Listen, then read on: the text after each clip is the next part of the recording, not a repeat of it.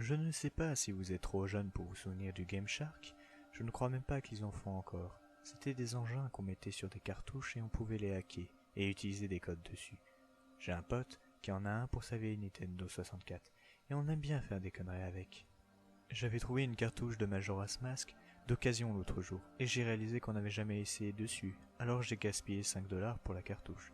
La nuit dernière, j'ai appelé mon pote, pris un pack de bière et parti chez lui pour une soirée de beuverie spéciale rétro gaming. On s'est bien marré à faire tourner Link à travers le sol et marcher à travers les murs et tout ça. On a même trouvé un code qui fait apparaître plein de ces chiens ennuyeux jusqu'à ce que la zone lag et que ce soit le chaos. Après que les codes standards deviennent ennuyeux, on a décidé de faire la recherche de codes sur le Game Shark encore une fois. Bizarrement, le Game Shark est venu avec un nouveau code, un que nous n'avions jamais vu. Étant un peu beurré par la bière et ennuyé de balancer des bombes infinies partout, on a lancé le jeu avec le code. Les Game Shark ont tendance à causer des bugs mineurs, alors on ne fut pas surpris quand le jeu nous lança directement dans le jeu, en zappant l'écran titre et l'écran de sélection de sauvegarde. On était hors du temple des neiges, et il ne restait que quelques minutes avant le game over. La lune était très grosse dans le ciel, prête à tomber sur terre. À part le temps qui s'était figé, le jeu semblait marcher normalement. Alors je lançai Link à l'exploration du monde prêt à son apocalypse. Il y avait un manque distinct d'ennemis, et des textures apparaissaient au hasard à différents endroits.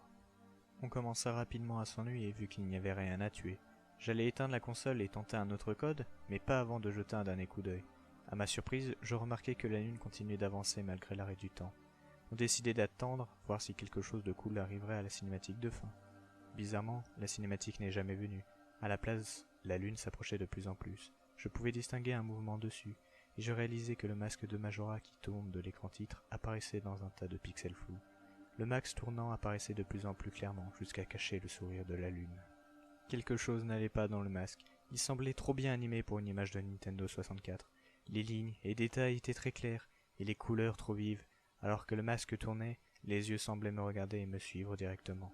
J'en étais hypnotisé, et je restais là, bière à la main, manette dans l'autre, incapable de fixer autre chose que l'écran. Des images extrêmement dérangeantes commencèrent à flasher à l'écran alors que la lune s'approchait toujours.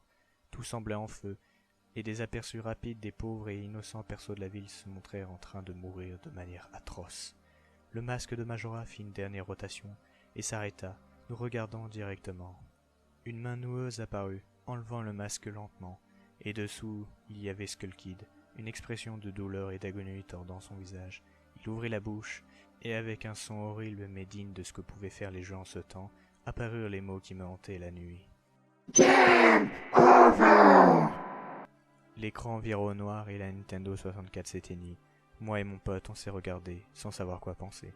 Il me dit que c'est probablement une fin alternée que les programmeurs n'ont pas utilisée au final, mais tout le truc semblait trop paranormal pour cette simple explication.